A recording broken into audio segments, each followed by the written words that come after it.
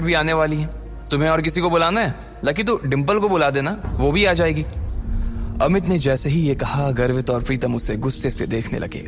प्रीतम ने तो अपना सिर ही पकड़ लिया था। अमित की मोटी बुद्धि में उसके छोटे छोटे इशारे कभी नहीं घुस सकते थे। ये बात वो अच्छी तरह से समझ गया था। इधर लकी और डिंपल के बारे में सिर्फ उन तीनों को ही नहीं बल्कि पूरे हॉस्टल को पता था। अमित को यह बात मालूम थी कि लकी डिंपल को कभी किसी अच्छी जगह खाने पर नहीं ले जा पाता था, इसलिए उसने सोचा कि उसको ये मौका भी वो अपनी तरफ से ही दे दे।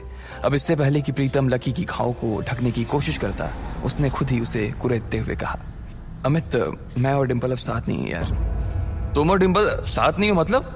ये कब हुआ यार, और कैसे? अमित ने लकी से पूछा। उसका मुंह सवाल पूछने के बाद भी खुला का खुला ही रह गया था।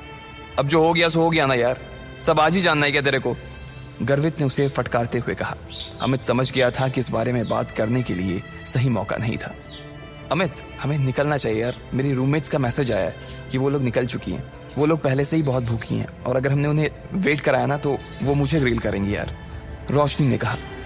हाँ, अब ऐसा है तो प्रीतम जी, गर्वित जी और लकी जी, आप अपने अपने कपड़े बदलो। प्रीतम, तू लकी को कुछ बढ़िया से दे देना यार, और प्लीज सब लोग जल्दी तैयार हो जाओ, हम लोग बाहर इंतजार कर रहे हैं, अमित ने कहा और रोशनी का हाथ थाम कर बाहर आ गया। इधर प्रीतम ने कमरे का दरवाजा बंद कर लिया था।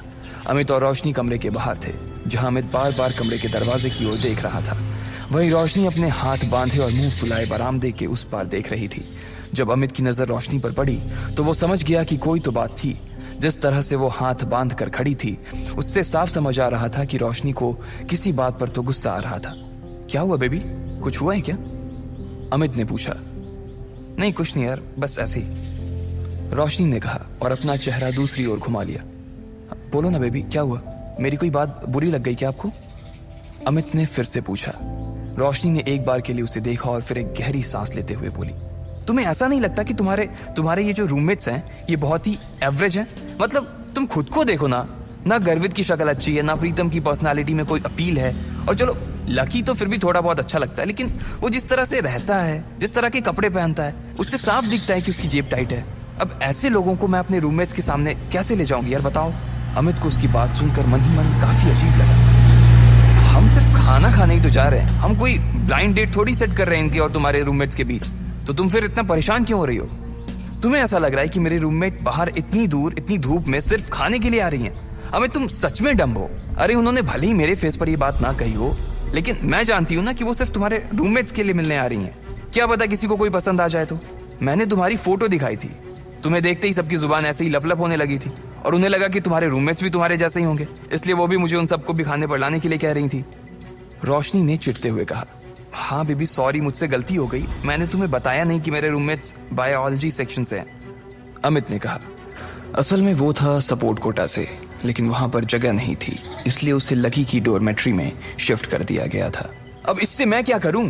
तुम ये सब मुझे अब बता रहे हो, मैं लंच ही कैंसिल कर देती हूँ, बोल दूंगी कि अमित का ट्रेनिंग सेशन शुरू हो गया है, रोशनी ने फिर से चिढ़ते हुए कहा। अरे नहीं यार नहीं, प्लीज ऐसा मत करो, अमित ने उसके आगे हाथ जोड़ते हुए कहा। अगर ऐसा हो जाता तो प्रीतम और गर्वित उसकी नाक में दम कर देते। वो दिखता पहलवान सा था, लेकिन उसे इन दोनों से बहुत डर लगता था। तो फिर ठीक है, अब वहां इनके साथ जो कुछ होगा ना उसके लिए तुम मुझे ब्लेम मत करना प्लीज, रोशनी ने कहा। और इससे पहले कि अमित उससे आगे कुछ कह पाता, रोशनी का फोन बज उठा। हेलो, हाँ कोयल, अच्छा तुम लोग पहुंच गए? हाँ, इतनी भी क्या जल्दी है यार, जब तुम मिलोगे तो खुद ही देख लेना। अच्छा, तुम्हारे सिर पर चोट? अच्छा ठीक है, हम बस आ ही रहे हैं, रोशनी ने कहा और फोन रख दिया। ये कोयल वही कोयल थी जो आज सुबह ही लकी से बैंक में टकराई थी। वो रोशनी की बहुत अच्छी दोस्त थी और इन सब में सबसे अमीर। इतने में गर्वित, प्रीतम और लकी कमरे से बाहर आ गए।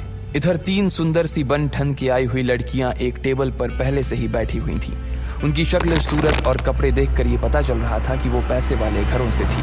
उनमें से एक लड़की का चेहरा छोटा और गोल सा था, आंखें बड़ी बड़ी और चमकीली सी थी। उन तीनों में सबसे सुंदर वही थी। कोयल, तुम्हारे सिर पर लाल सा क्या लगा हुआ है? कहीं कोई चोट वोट लगी थी क्या? एक लड़की ने कोयल से पूछा। कोयल ने तुरंत अपना फोन निकाला और फिर अपने सिर पर लगी चोट को देखने लगी और कहा, हाँ यार, आज सुबह मैं अपने पापा के साथ न्यू सिटी बैंक गई हुई थी, तो वहां पे एक गधे से टकरा गई। इतना बेवकूफ आदमी ना मैंने अपनी जिंदगी में नहीं देखा, मन तो कर रहा था उसका मुंह नोच लूं, कोयल ने कहा। अब इधर कोयल लकी को कोस रही थी, जबकि दोनों इस बात से अनजान थे कि फिर से उनका सामना होने वाला है। आखिर क्या धमाका होगा जब कोयल और लकी फिर से एक दूसरे के सामने आएंगे। क्या वो लकी की इंसल्ट करेगी, वो भी उसके दोस्तों के सामने, या फिर लकी उससे इस बार जवाब देगा?